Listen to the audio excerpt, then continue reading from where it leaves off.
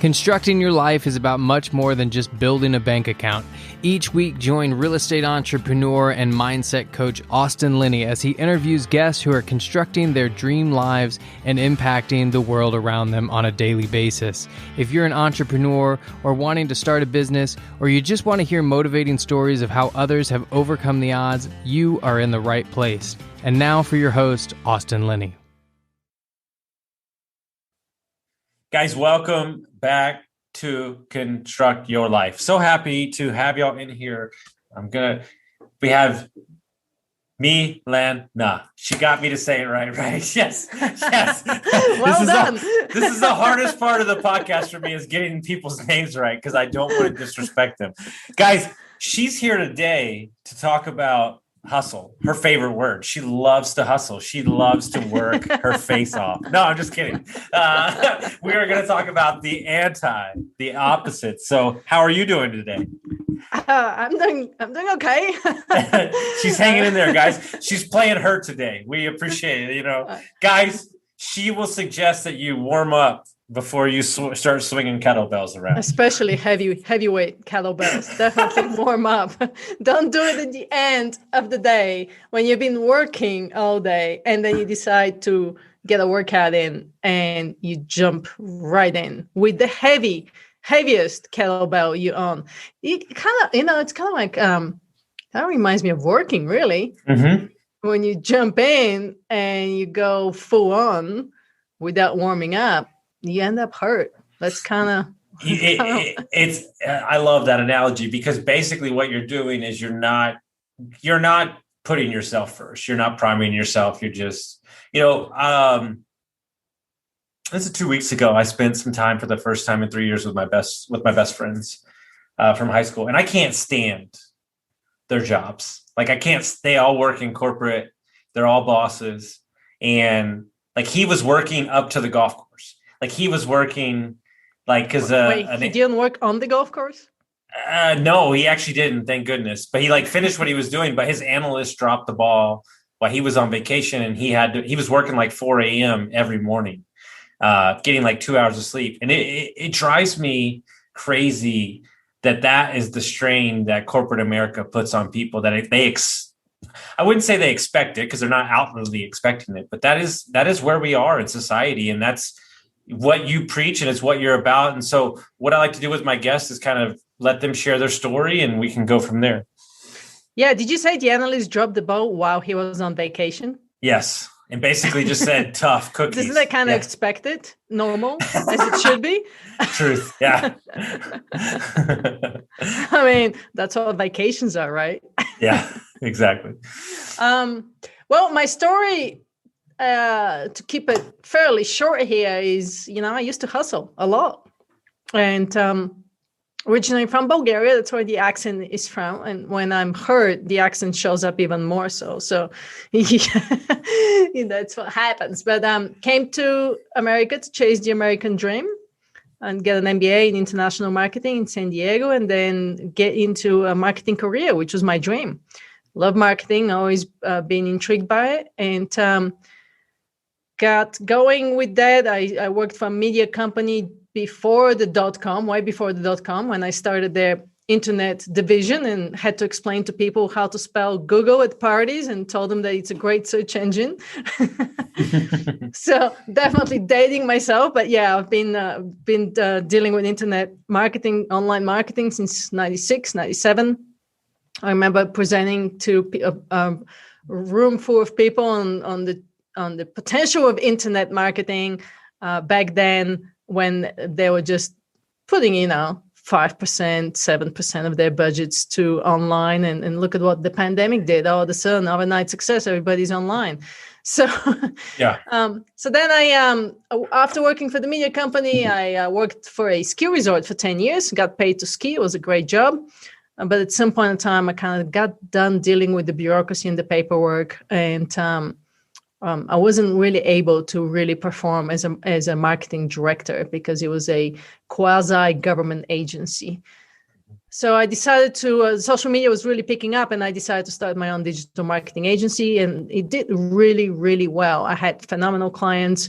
I worked with some celebrities like Madonna and Steve Nash. I worked with a lot of brands in the wellness and travel and tourism, the Ritz, Squaw Valley, UFC Gym. I got a team of people around me, a lot of millennials and Gen Zers. And I ended up managing a lot of managing and training and doing project management. I ended up working 18-hour days, following Gary Vee's formula for success, which is work all the time. Mm-hmm. My health started to deteriorate. My husband wasn't happy because I was working all the time. I was never present with him. I lost all my friends because I never had time for my friends. And, success on the outside showed pretty empty on the inside, actually. So I decided it's time to do something drastically different. Ended up going to Mexico, to a small fishing village for 10 days to finally get a little vacation in after 3 years of working. It turned out a digital detox trip by default because there was just no internet in town. And during that time, I was decided to learn how to kiteboard. And as I was floating in the ocean, it came to me that there's more to life than working. And what am I doing with my life? My parents both passed away early from health issues, and I did not want to follow their footsteps. So I decided that I have to change my life around. Came back to the US and started to make changes slowly. It wasn't overnight, but dissolved the company. I went back to freelancing. The team went on their own paths, got rid of the office. And then one thing led to another. We started spending 4 or 5 months out of the year in Mexico, living in our Airstream, working from the Airstream while kiteboarding in the afternoon and walking barefoot to the beach, and got my health back. And I was making more money, working way less hours. I ended up signing up with the Human Potential Coaching Institute, where I train in biohacking, mindfulness, a lot of mindfulness practices in there, and just kind of upgrading my own mind and body. And during that program, I had this clarity of, I have a bigger purpose in the world than to just do marketing. So I wanted to start something to inspire people to actually live their full life as opposed to being a slave to their business, while still getting the financial freedom and abundance they need to manage their lifestyle. And so Unhustle was born. Obviously they can listen to social media and they can listen to their parents, but where do you think the disconnect is with people? I don't understand why they feel the need to put in these. Look, I work just like everybody else does. Mondays, Tuesdays, Wednesdays are my busy days. And then I kind of slide off in the week. And I've learned that works for me. Where do you think the disconnect in society is where people feel like they need to work this hard? Yeah, that's a great question. And we can just focus on that question for the rest of the conversation. But really, there's a couple of things that show up for me when I started doing all my research. See, I wanted to prove to myself that I'm not crazy, and I'm just not the only one out there saying, oh, you can work less and make more. Because that a lot of people look at that and like, there's no way, right? And so I had to dig into the research and the studies and the data and the psychology behind all of this and the history behind all of this. And so if you start looking at why do we even work 40-hour days? Where does this come from, right? Well, it comes from the Industrial Revolution, from Henry Ford, from where he decided that it was actually more beneficial for him to put people on 3 shifts during the day and give people more leisure time so they can have the time and have the money to buy his cars. And now all of a sudden, 100 years later, we're following the same norm, but we're no longer going to factories. We're no longer putting our gray suits and going to work on a factory line. We're using our brains. And the science for all of us who use our brains says that you can't push your brain more than 3 hours in a very highly focused, productive state. So let's double that. Let's say it's 6 hours. We spend a lot of our time in the non-busy work, in the emails, in notifications, in the Slacks, in the WhatsApps, in the Facebook. So we're dealing with a lot of distractions. But back to where does it come from? Our culture, especially in Western world, values success in the way of money and titles and fame. And now remember, I came to this country to pursue a better lifestyle. My parents sold a house in Bulgaria, gave me all the money they had from that house, which was $11,431, and said, that's all we can do. Good luck. It was a lot of money. I ripped through the money in 6 months. So I had to, put myself through my master's degree, doing 8 jobs at the same time. So I value money a lot, and there's nothing wrong with making money. But the way we're making it is wrong. And not only that, but at some point in time, science shows that if you're making over, let's say, $100,000 a year, you're not really that much happier, but your stress level increases unless you're like donating your money. So there's some kind of a balance ratio there.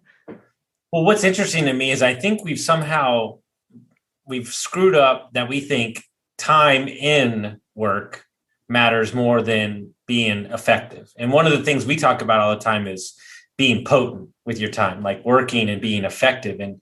And there's a lot of people out there, mentors that I look up to, that believe if you can't get everything done that you need to in a concentrated 4 or 5 hours a day, then you're not focused. It's as simple as that.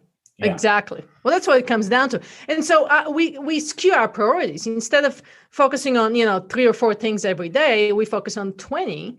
And then we scatter our energy, we scatter our focus, and then we end up not doing anything. And then we end up feeling not fulfilled at the end of the day. So you keep working. So there's a lot of expectations coming into the play. There's, your ego that comes into the play. And it's like, oh, well, comparisons, right? The whole social media, the whole, what are my neighbors doing? What are my friends doing? So when you're not grounded in your values and you're not connected with a purpose and you're not focusing your efforts, you end up just being scattered. And a lot of the technology, using all the technology is great for a lot of things, but at the same time, it adds to that scatteredness, that shiny object that, oh, look at what he's doing, she's doing, right? So, and then you have workaholism, which a lot of entrepreneurs suffer from. We love what we do, right? We love what we do. We find joy in it. And so we end up sacrificing your health, your exercise, your relationships, because you put them on a lower level of importance than the success of your business, because it becomes your identity. I said this all last year, and I stand behind it, and I'll say it till I'm blue in the face. What COVID exposed was that the true vice in America isn't alcohol, isn't Netflix, isn't thing, it's work. And for the work first... You're absolutely right. Work is the 5th leading cause of death in America. Yep. Mm-hmm. To obtain something that you think is going to give you the fulfillment, when there's a guy out of Kansas City who's a big multifamily investor, and he closed on $130 million worth of real estate last year. And his entire plan this year, he's got a podcast called Compression. And his entire goal is to close on $100 million worth of real estate, working less time. And he's tracking everything. And I love that, because when you create this space and you like, perfect example, I have a call at 4 today where I'm going to talk about networking and entrepreneurship. Pick 5 people that you want to meet this week. And then once you meet those people, you're done networking for the week. Plan. Like, you don't need to meet 30 people this week. You can meet 2 people a week for the next 30 years. Like, that sounds like a way better plan to me than trying to meet 60 people in 1 week. Well, you can meet one person that would really change the way you think, the way you do your business, the way you go through life. I mean, who says it should be 60 people? We put all this stress and expectations on ourselves. Really, it's an internal game, right? It's a mindset thing. And it's hard to get out of it when everybody else around you is swimming upstream and you're trying to swim downstream. That's why I say on Hustle is a counterintuitive. It's a revolutionary approach to look at how we live and how we work. It's a lot more productive. It's a lot more creative. It's a lot healthier. It's a lot more fulfilling. But a lot of people don't get it, because when they think on Hustle, they think, oh, I'm going to take care of my health and I've got to slow down. and I'm gonna chill. And what they don't understand is that it actually, you need all of these things to do high impact work. Do you know how many coaching clients have come to me and said, I can't work on myself because it's going to hurt my business? Yeah. And I'm like, you have it backwards. It's actually going to 10x your business by you working on yourself. You have it all flipped around. Well, look at what is the biggest issue for entrepreneurs? What's the absolute biggest issue? Is mindset. It's dealing with fear. It's dealing with resistance. It's not being creative enough. It's not being different enough. So you end up competing with what everybody else is doing. You don't get any one of these things by sitting on your computer working.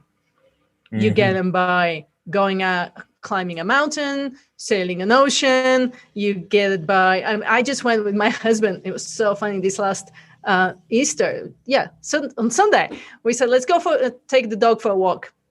And I'm thinking, it's just a normal walk. I'm going to put my spring running shoes on, and I live in Lake Tahoe, so we still have a ton of snow. And we started to drive to a place where I quickly realized that it's going to be really, really busy because it's Tahoe and a lot of people are here right now ever since COVID started, but even before that. So we decided, okay, let's go to this hike that we normally go to, and it's in the back of a mountain. And I said to my husband, if there's a lot of snow there, I don't want to deal with it. And of course, we get out of the car and we're sinking up to our hips in snow. And I could have gotten really easily, really pissed off and angry with him and get into a fight. But I chose to practice my mindfulness. We ended up finding a bottle of champagne on the way up the mountain on Easter. What are the chances of that? And then I pointed to a little hill because I know he needs goals. I was like, let's just go up to that little hill up there and we'll drink the champagne and we'll come back. We end up having a great time, right? But it teaches you something. It teaches you, you end up learning about yourself and how you deal with situations like this, and gives you the courage to be comfortable in uncomfortable situations. You don't get this stuff from checking emails. The number one thing that I'm working on, and it's the last 2 years for me, is emotional stability. I'm a very energetic guy. I wear my heart on my sleeve, and it doesn't serve you in very large real estate deals to be over emotional. And if I didn't put myself in uncomfortable positions and real estate deals and all these things, then I wouldn't create the space necessary for me to work and fix and change and everything. Reading a book, which I read a lot, but like constantly reading and constantly taking information is not going to do anything. You have to put your hand in the fire, pretty much per se. And it served me because I'm not perfect, but I'm way better than I was. And one of the things, it's so funny that you mentioned that story, because I'm that guy, like let's not let's not, like, especially when we're traveling, like, I don't want to go there. Every time we just like say screw it and we go, we have like this amazing experience. Yeah. Right? Like, oh my God, we would have never saw this if we didn't do this. Right. Right. Yeah. We ended up having a snowball fight and we laughed and it was outside in nature and we all had fun. So much fun that I ended up doing a little video. I mean, we were literally sinking up to our hips in snow and we were exhausted, right? And we came back. My husband took a nap. I ended up working on my own hustle merchandise store because I just had this full blast of creativity in me while we were outside in nature. So back to you, though, on your emotional stability. How do you work on that? What do you do? I have studied a lot of the Stoic philosophy and kind of, I'm trying to understand that the triggers of why I'm getting emotional are for past reasons of why something didn't work. It has nothing to do with what's happening here.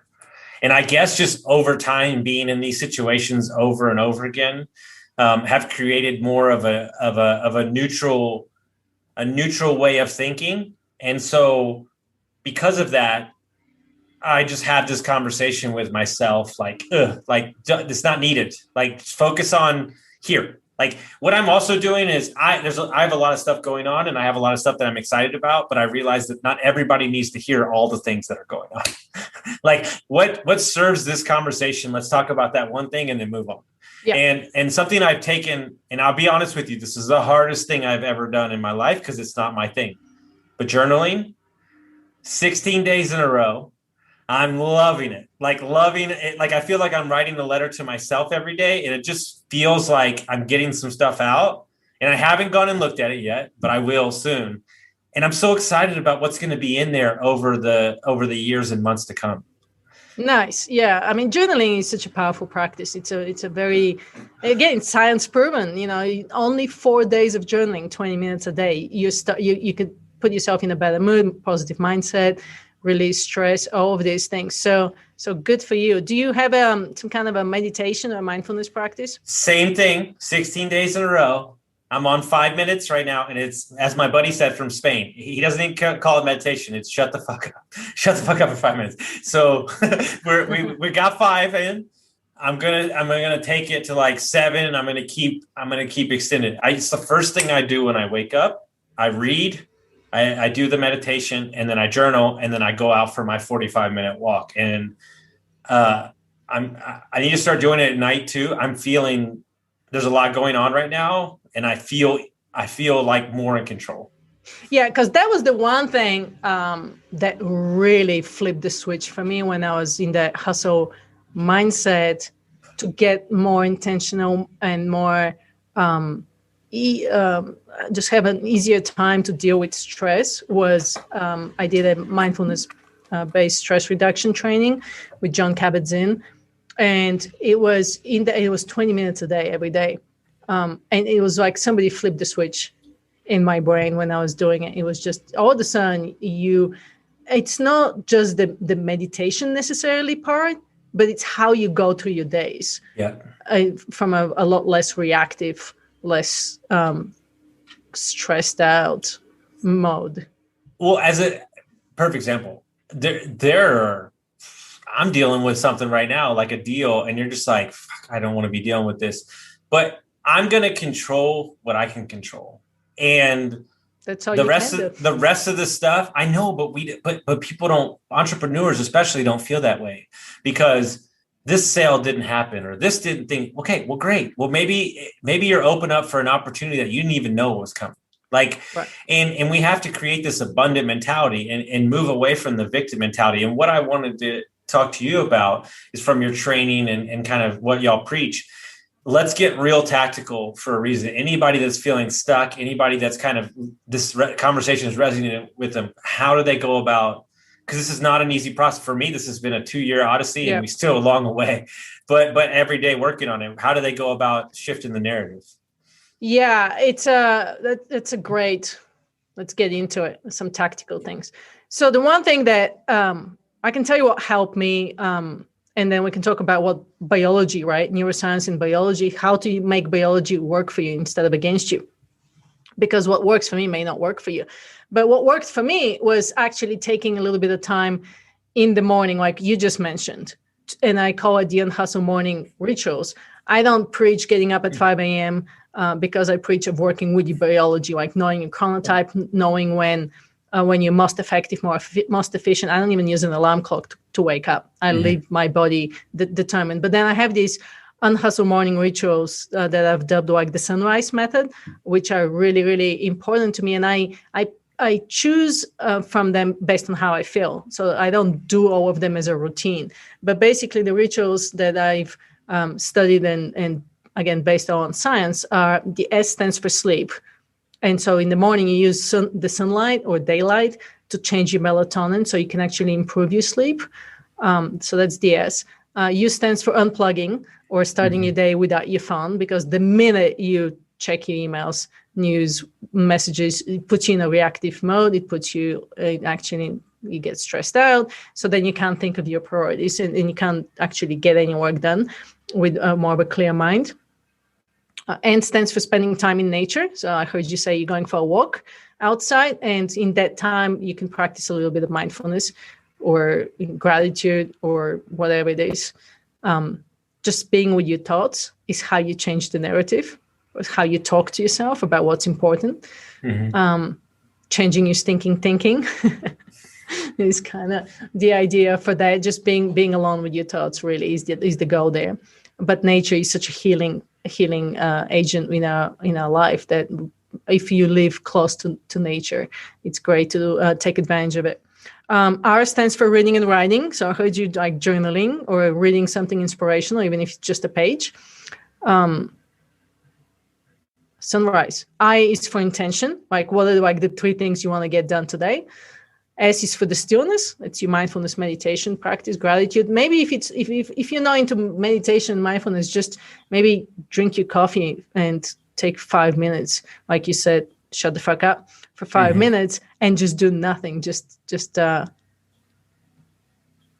be with your own thoughts. Just observe your thoughts. 80% of our thoughts are repetitive thoughts. Yep. 90% of them are negative. So you got to rewire your brain. The way to rewire your brain is by getting your body to sit still. And then E is for the energy part. So that's your, whether you do like a quick workout, some movement, cold shower, bulletproof coffee, whatever, to kind of get some energy before you get working. All of these rituals put you in a more of a state of flow and the focus state during the day. So from a biological perspective, working in a neuroscience perspective, how can you change things around is knowing that your brain fires neurons based on information. And so you got to change the information. And that's what it becomes really hard for people. They say, oh, let's say I'm really tired of being on Zoom calls. You're really tired of being on Zoom calls because we're not used to watching a video and especially seeing yourself in a video for that long. So after 30 minutes, attention starts to decline. So hide the self view of your Zoom calls, for example, just real tactical tip. There's a three dots on your screen. So if you click on that, you can do hide self view. Another thing is change. You need a designated place in your house where you're working, because your brain knows that your house is where you sleep and it's a happy place. You play, where you make meals, and all of a sudden we introduce work into this, and your brain's not used to this. So all of a sudden, especially if you're bringing like technology in your bedroom where you sleep, your brain's thinking this is the time for me to work. And so you got to change all of this. So good. All of that. So good. And more importantly, something that came up, a different kind of caveat, because first of all, before I get into that area, there's a book that I bought for like 40 people. I should have an affiliate link, but what you say when you talk to yourself.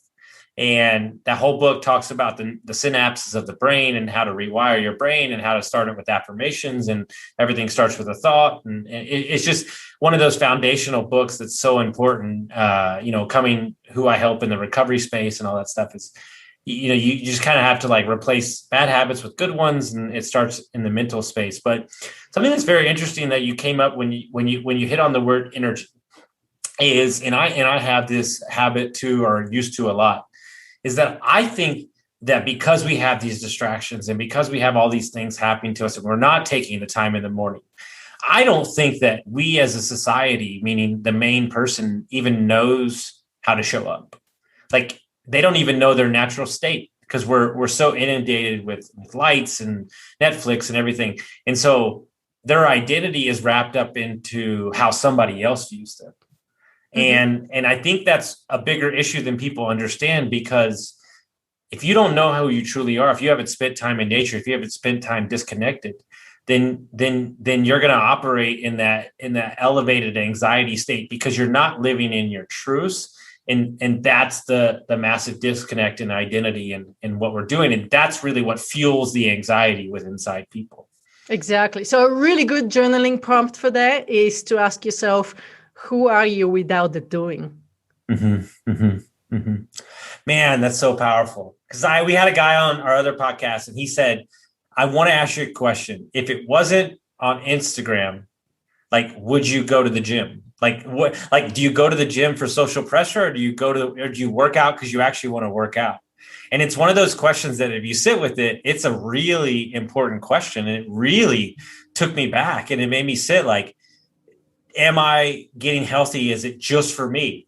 Do I train for Ironmans? Is it just for me, or is it for the accolations? And I think we can look at that in many aspects of life. Yeah. And which reminds me, a really good way to rephrase how you're going through life, or change your thinking is, so let's say replacing I have to or I must, which is the masturbations, right? It's like in psychology, with I choose to.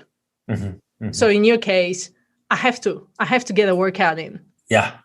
Or I choose to get a workout in. I choose to because I need it. Yeah. For myself. Not even because you need it, because it feels good, or it's playful, or it gives you a break from work. It gives your mind a chance to wander and put all the information you've processed from the day and come up with a brilliant idea. I mean, I now look at my time off as a necessity for my productivity and creativity, but that took me a long way to switch my thinking around, because I used to think, oh, I need to take time off because it's good for me, or I need to take time off, I need a break. Now I'm like, I need to go on a break because I have to come up with a better idea for my book, and that's not going to happen while I'm sitting in front of the computer, and I know it's going to happen up in the mountain. So I'm taking my dog and I'm going out, because I look at it as more of a creative outlet and a productive outlet, as opposed to, oh, it's good for me. Yeah, that, to me, that conversation that you just had is the ultimate shift. That's the next level. And as I'm thinking about that, I'm playing things over in my mind. Like, that is the game changer. When you realize that you need that time to switch the narrative and then create. What I always do, I think personal development can be too much personal development sometimes. So I get my clients to read Big Magic. It's a great book. I love it. She wrote Eat, Pray, Love. And it just basically talks about art and creativity. And I think people don't understand that they don't own their art. Like, you don't own your ideas. It's art. It's thoughts out there. It's energy moving through you. And by getting out in nature, you or moving your body or something, you never know what's going to come up. And when I'm in a rut, when I'm in a loop, I have no creative thoughts. And that's when I know I'm off. Like, if I'm not thinking of like some crazy business idea, I know that I got to reset. Yeah, exactly. And the best place to do that is in nature. I was on a hike last summer and went up to the top of a mountain. No snow this time, but went up to the very, very top of the mountain by myself. I was with my dog, and there was nothing, no connection up there.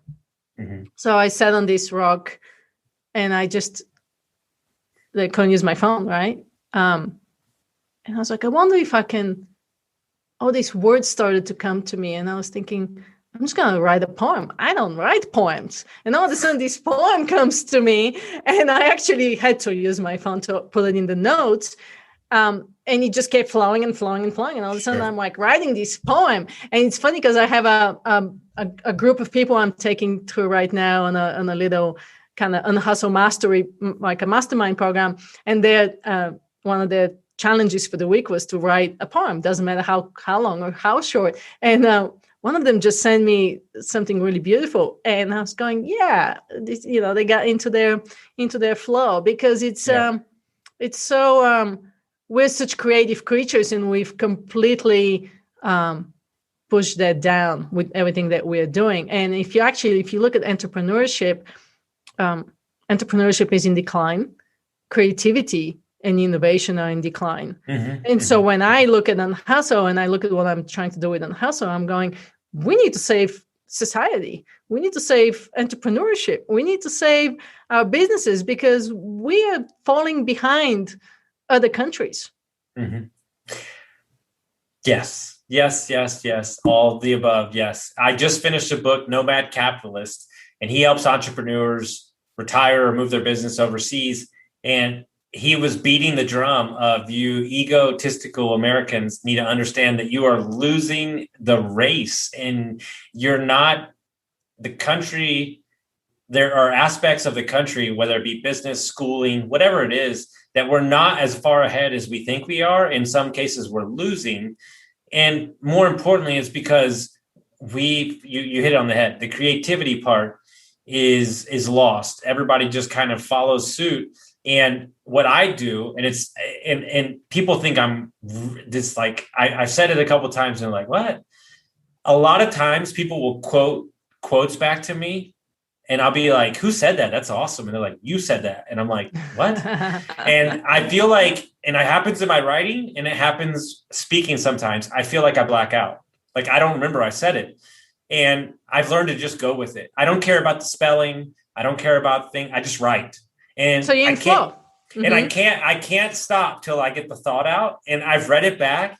And I had a guy who knows me real well the other day, and he was asking, what are you going to do when you're like older, like your older part of your life? And I was like, I think it's going to be pretty fucking interesting. I think it's going to be wild. And he's like, I see you as a movie director. And I'm like, what? Like, I've never thought about that. But what's weird, right, is after this last year and after traveling a bunch and kind of refinding myself, I love like photography. Like I love these things that I know that I'm going to get into heavy. And there's a creative spark inside of me that is really tapped in. And I feel like when I tap into that part of me, I'm a happier person. And when I don't, I'm the opposite. And I don't think people understand the concept that part of why you're upset and pushing so hard is because you've lost your dream somewhere in the midst of this. And you're pushing for something that no longer is yours. And that's why there's no fulfillment. That's how I got into marketing in the first place. I loved the creative aspect of it. And that's why I had to get out of it, because I lost my creativity.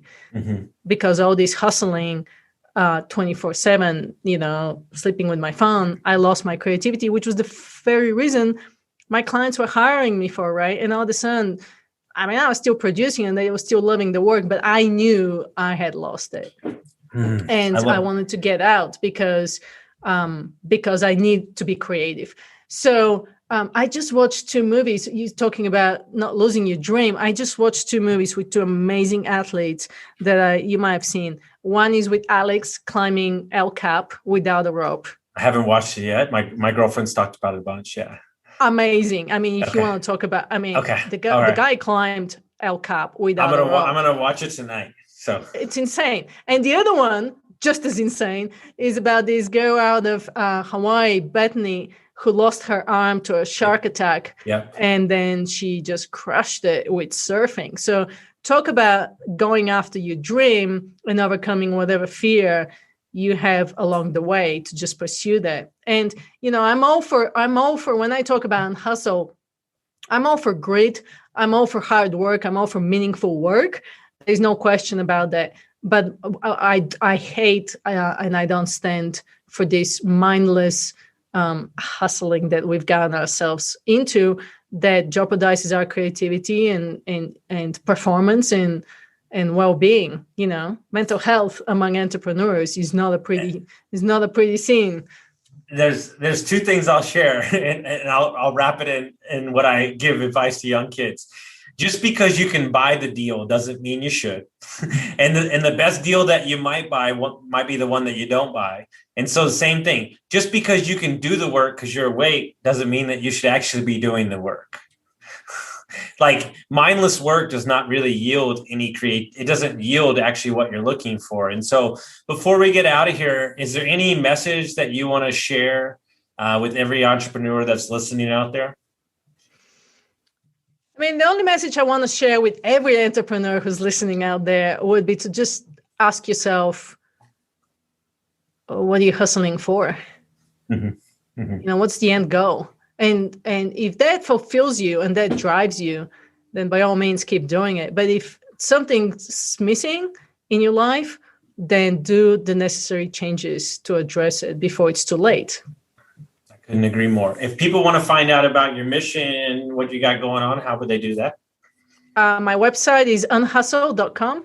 Pretty simple. You can find all the social media channels and all the programs and everything that I do on it.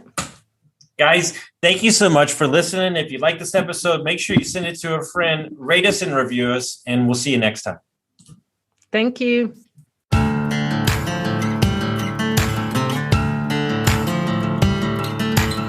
Thank you for listening to Construct Your Life with Austin Linney. If you enjoyed this episode, be sure to rate, review, subscribe, and pay it forward by sharing with a friend.